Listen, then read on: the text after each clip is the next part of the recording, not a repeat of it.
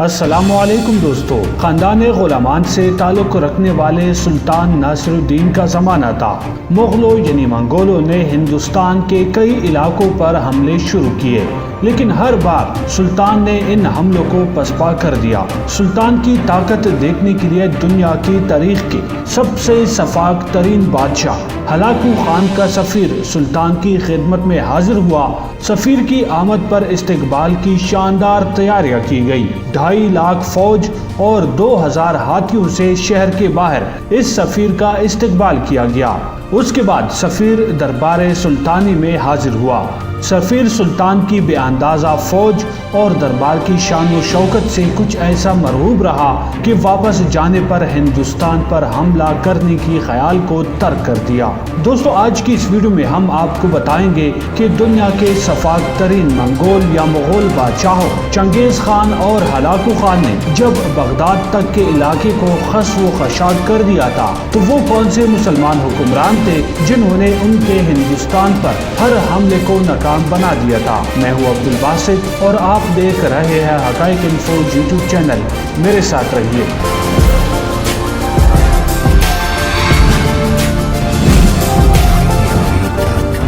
Welcome back. سلطان ناصر الدین محمود ایک ایسا درویش صفت بادشاہ گزرا ہے جس کی مثال ہندوستان کی تاریخ میں ناپید ہے۔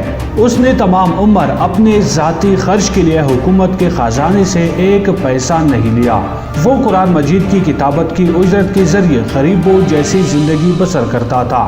644 ہجری بمطابق 1246 میں تخت پر بیٹھنے کے ساتھ ہی مغلوں کی سرکوبی کے لیے جو ہندوستان میں گھس آئے اسی دہلی سے نکلنا پڑا۔ غیاث الدین بلبن جو سلطان کا وزیر تھا اس معرکے میں ناصر الدین محمود کے ہمراہ تھا۔ سلطان نے خود راوی پار کر کے سہدرا کے مقام پر قیام کیا اور بلبن کو دوآبا سندھ ساگر کی طرف روانہ کر دیا، جہاں پہنچنے کے بعد غیاث الدین بلبن نے مغلوں کو مار مار کر ہندوستان کے مختلف حصوں میں شورشیں برپا کرتے رہے اور مغلوں کی یہ شورشیں ہندوستان کے لیے ایک مرضی معتدی بن گئے۔ چنانچہ مغلوں نے 648 ہجری بمطابق 1250 عیسوی میں دریائے سندھ عبور کر کے پھر ملتان میں شورش برپا کر دی، جسے ملک اختیار الدین نے فوراً دبا دیا۔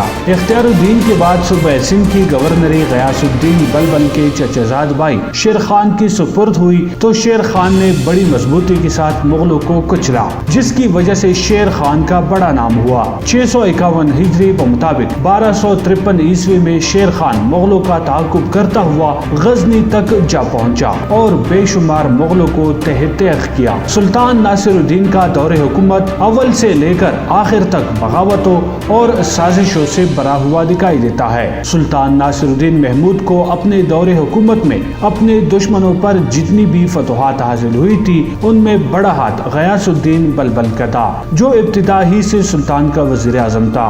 وہ ایک طرف بڑا لائق منتظم تھا اور دوسری جانب بے نظیر سپہ سالار بھی تھا۔ سلطان ناصر الدین محمود کے چونکہ کوئی اولاد نہیں تھی، اس لیے امرائے سلطنت نے سلطان ناصر الدین کے بعد 1266 عیسوی کو غیاث الدین بلبن کو دہلی کے تخت پر بٹھا دیا۔ ہندوستان میں صدیوں کے بعد بلبن کے زمانے میں لوگوں نے امن و امان کا دورہ دیکھ لیا۔ بلبن کے زمانے میں تقریباً ساری بغاوتیں دب گئی تھی۔ بلبن کا ایک ایسا رعب بنا ہوا تھا کہ اس کے زمانے میں کسی کو بغاوت کرنے کی جرأت نہیں ہوئی۔ مغلوں کو مار بھگانے میں بھی بلبن کا بنیادی کردار تھا۔ خاندان غلامان کے بعد جب افغانی خاندان خلجی برسر اقتدار آئے تو ان کے پہلے بادشاہ جلال الدین خلجی ایک بڑا جنگجو تھا اور اس نے مغلوں جیسی وحشی قوم تک کے چکے چھڑوائے، جبکہ دوسری طرف انتہائی درجہ کا رحم دل خدا ترس اور فیاض بھی تھا۔ 691 ہجری بمطابق 1293 عیسوی میں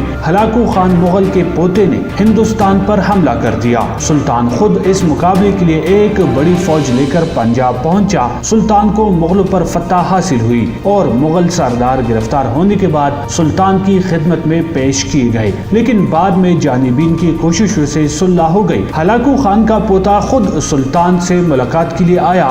اس صلح کے بعد مغل ہندوستان سے واپس چلے گئے، لیکن چنگیز خان کا ایک پوتا الغو خان ماچن بڑے سرداروں کے سلطان جلال الدین کی خدمت میں رہ گیا۔ جب سلطان پنجاب سے سے دہلی واپس ہوا تو الغو خان اور دوسرے مغل سردار بھی سلطان کے ساتھ دہلی آ گئے اور ان سب نے بخوشی اسلام قبول کر لیا۔ سلطان نے نو مسلم الغو خان کے ساتھ اپنی بیٹی کی شادی کر دی، جبکہ باقی مغلوں نے اپنی بیوی بچوں کو دہلی بلا لیا اور دہلی ہی میں آباد ہو گئے۔ مغلوں نے یہاں پر بھی بس نہیں کیا، بلکہ سلطان جلال الدین کی وفات کے بعد جب علاء الدین خلجی برسر اقتدار آئے تو 1499 میں کتلق خان خواجہ کی سرکردگی میں 2 لاکھ سواروں کے ساتھ ہندوستان پر حملہ کر کے انہوں نے سلطان علاء الدین کے لیے ایک نئی مصیبت کھڑی کر دی۔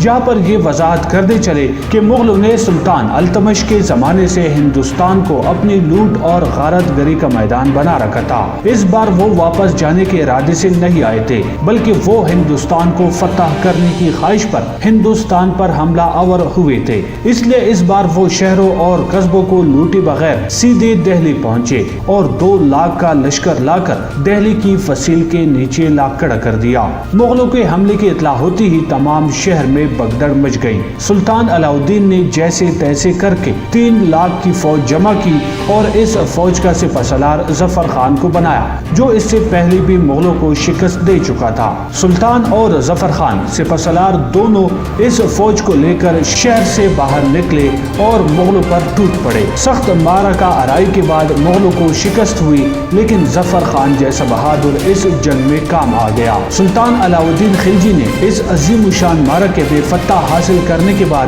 سکندر ثانی کا خطاب اختیار کیا۔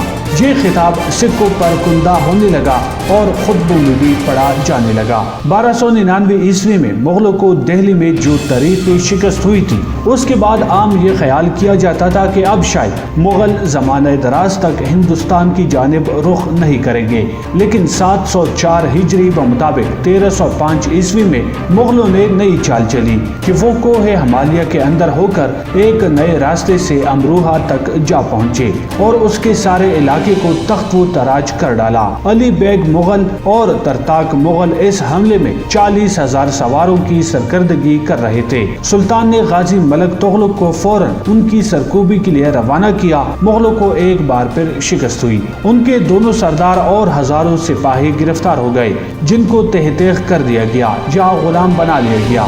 سلطنت دہلی کو بمشکل اس حملے سے نجات ملی تھی کہ 705 ہجری بمطابق 1306 عیسوی میں گنگ نامی مغل سردار نے 60,000 سواروں کے ساتھ علی بیگ اور ترتار کا انتقام لینے کے لیے ہندوستان پر پھر حملہ کر دیا۔ غازی ملک تغلق نے ان کا مقابلہ دریائے سندھ کے کنارے پر کیا۔ 60,000 مغلوں میں صرف 4,000 بچ کر فرار ہو سکے اور باقی سب مارے گئے۔ ان کا سردار گنگ مغل زندہ گرفتار ہوا، جس کو سلطان نے دہلی میں ہاتھی کے پاؤں سے کچلوا دیا۔ اس کے بعد ایک اور مغل سردار نے حملہ کیا، اس کو بھی ملک تغلق نے دیبال پور میں شکست دے کر زندہ گرفتار کر لیا اور وہ بھی اپنے ساتھیوں سمیت دہلی میں ہاتھی کے پاؤں سے زندہ کچلوا دیا گیا۔ ان پے در پہ شکستوں سے مغل مرعوب ہو گئے اور ملک تغلق کی دھاک سارے ملک میں قائم ہو گئی۔ خاندان غلامان کے بادشاہوں کی طرح خلجی خاندان کے بادشاہوں کو بھی مغل ہمراہ آوروں کا شدید مقابلہ کرنا پڑا۔ خلجی دور حکومت میں علاء الدین خلجی کے دور حکومت میں تو مغلوں کے اتنے زیادہ حملے ہوئے کہ اس سے پہلے کبھی نہیں ہوئے تھے، لیکن خلجیوں نے بہترین فوجی قابلیت کا ثبوت دیتے ہوئے ان کے ہر حملے کو پسپا کر دیا۔ جی دوستو، جی ویڈیو آپ کو کیسی لگی؟ اس بارے میں اپنی رائے کا اظہار کمنٹ میں ضرور کیجیے۔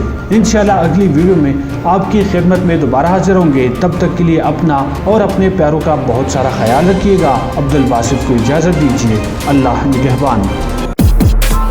Press the bell icon on the YouTube app and never miss another update.